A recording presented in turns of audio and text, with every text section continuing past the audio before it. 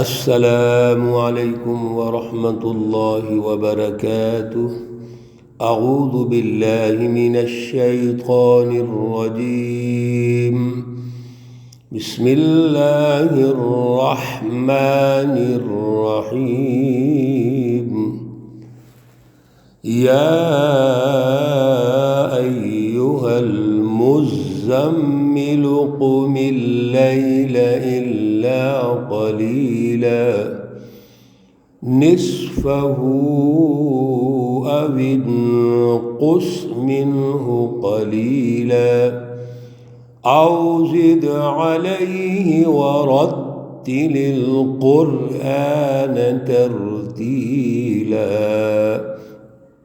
صدق اللہ العلی العظیم۔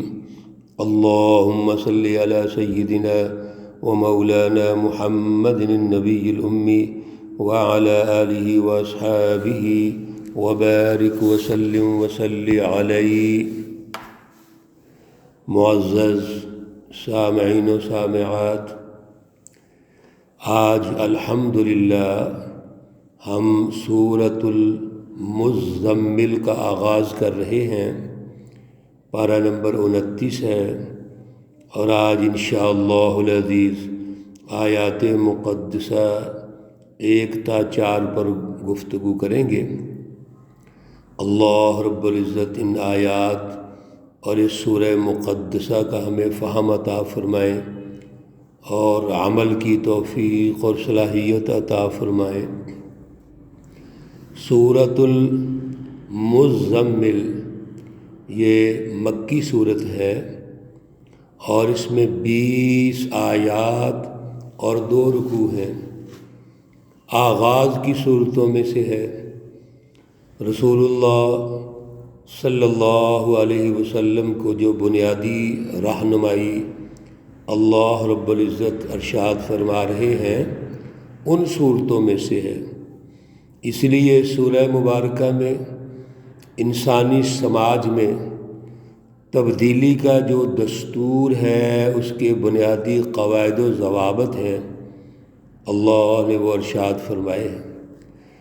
پھر جماعت سازی کے دوران افراد میں للہیت کا ہونا، یعنی اعلیٰ تقوی، اللہ سے اعلیٰ محبت، تعلق مع اللہ، اور انسان دوستی کے جتنے پہلو ہیں ان کو یہاں اجاگر کیا گیا ہے۔ یاد رکھیے، خدا شناسی یا تعلق مع اللہ، یا ہم دوسرے لفظوں میں تقوی کا لفظ بولتے ہیں، اس کا نتیجہ انسان دوستی ہوتا ہے۔ اس لیے آپ تمام انبیاء علیہم السلام کی جد و جہد سے یہ سیکھ رہے ہیں، سن رہے ہیں، اور رسول اللہ صلی اللہ علیہ وسلم کی جو جد و جہد ہے، اس کے نتیجے میں بھی انسان دوستی پر ایک ایسا عادلانہ نظام، سیاسی، معاشی اور سماجی نظام، جس سے انسانیت ایک طرف اللہ سے جڑ جائے، انسان انسانوں کی غلامی سے نکل جائیں اور اللہ سے اپنا تعلق مضبوط کر لیں، اور دوسری طرف انسان ایک ایسے نظام میں پروئے جائیں، ایک ایسے سسٹم کی تشکیل میں آ جائیں جس سے انسانیت کو ترقی ملتی ہے۔ اللہ رب العزت آغاز سورہ مقدسہ میں ارشاد فرماتے ہیں، یا ایہا المزمل، اے کپڑے میں لپٹے ہوئے۔ مزمل کا معنی ہے کہ انسان علیحدہ سے ہو کر کپڑے میں اپنے آپ کو لپیٹ لے، جیسے کہ احادیث صحیحہ میں آتا ہے کہ رسول اللہ صلی اللہ علیہ وسلم پر جب وحی نازل ہوتی ہے تو اس کی دہشت اور اس کا ثقل، بوجھ پن آپ کے بدن پر ظاہر ہوتا ہے، آپ کا بدن کانپنے لگتا ہے۔ جو پہلی وحی نازل ہوئی اور اس کی تفصیلات کئی جگہ گزر چکی ہیں، تو گھر تشریف لائے تو کیا فرمایا، زملونی زملونی، مجھے کپڑا اڑا دیجئے۔ تو کپڑے میں آپ اڑا کر آپ خلوت اختیار کرتے ہیں۔ اللہ رب العزت ارشاد فرماتے ہیں کہ آپ کپڑوں میں جو لپٹے ہوئے ہیں، اس کپڑوں میں لپٹے ہونے کا مطلب یہ ہے کہ یہ عارضی ہونا چاہیے۔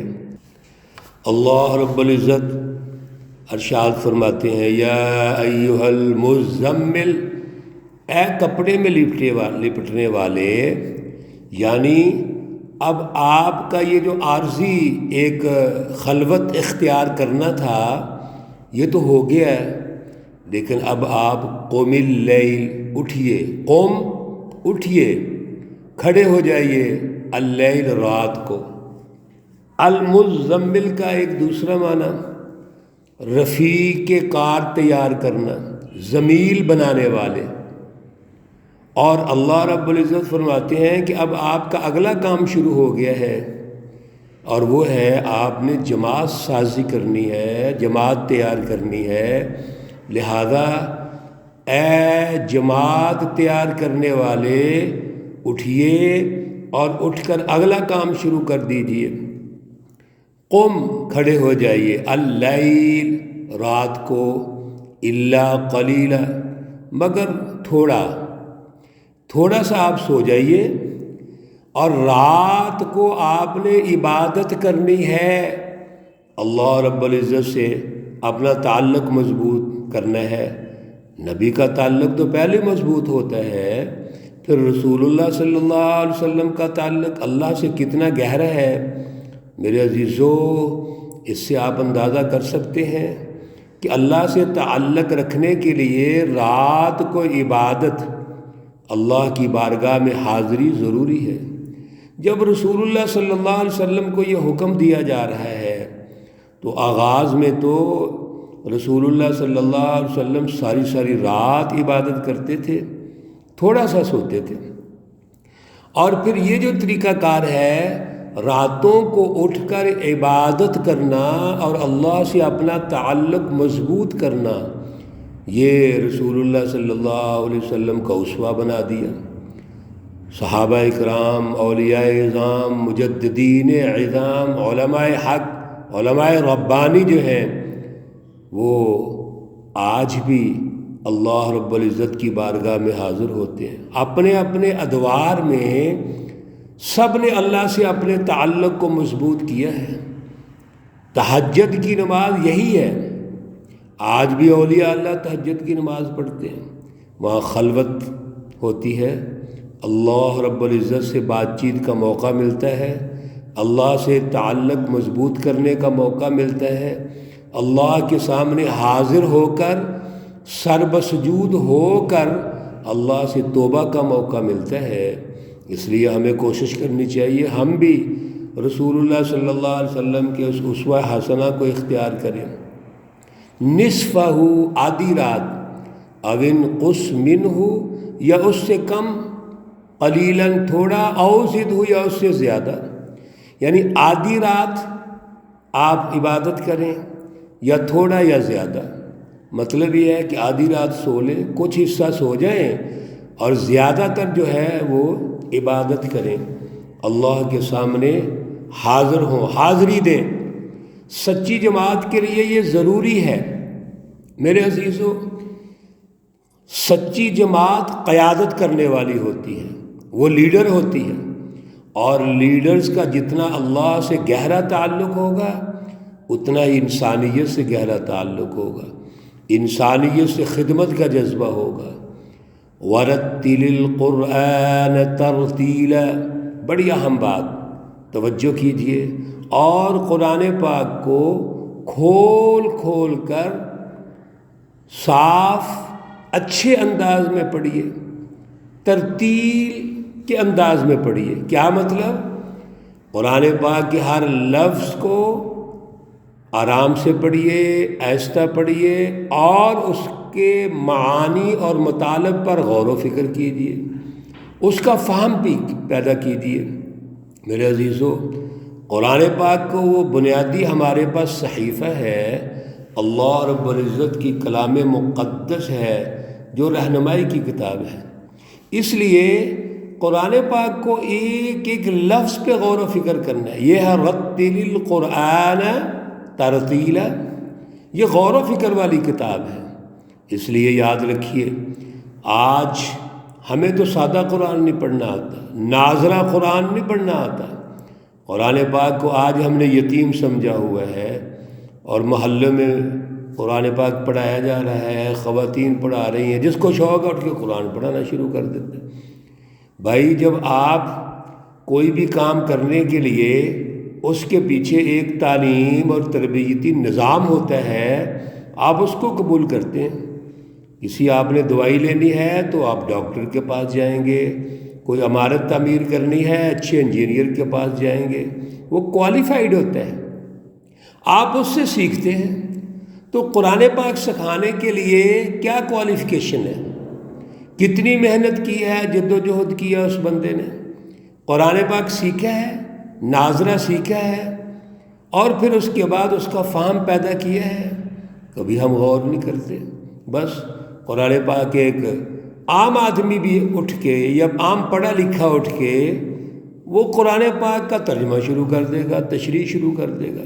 میرے عزیزو یاد رکھیے، قرآن پاک کا جو علم ہے، اس کی تعلیم، اس کی تربیت اور وہ ماحول، وہ ضروری ہے. اگر وہ نہیں ہوگا تو قرآن پاک کا فہم پیدا نہیں ہوگا. اس لیے یاد رکھیے، قرآن پاک کو سب سے پہلے ناظرہ ہم نے درست پڑھنا ہے جیسے اللہ کا حکم ہے. پھر قرآن پاک کو ہم نے سمجھنا ہے، اس کے معانی سمجھنے ہیں، اس کا فہم پیدا کرنا ہے. اللہ رب العزت کی کیا رہنمائی ہے وہ پیدا کریں گے. اللہ رب العزت ہمیں اعلیٰ شعور اور اعلیٰ نظریہ عطا فرمائے. اللہ رب العزت تمام بیماروں کو شفائے کاملہ عاجلہ مستمرہ عطا فرمائے. اللہ رب العزت تمام مرحومین و مرحومات کو جنت الفردوس میں اعلیٰ مقام عطا فرمائے. ربنا تقبل منا انك انت السميع العليم وتب علينا انك انت التواب الرحيم.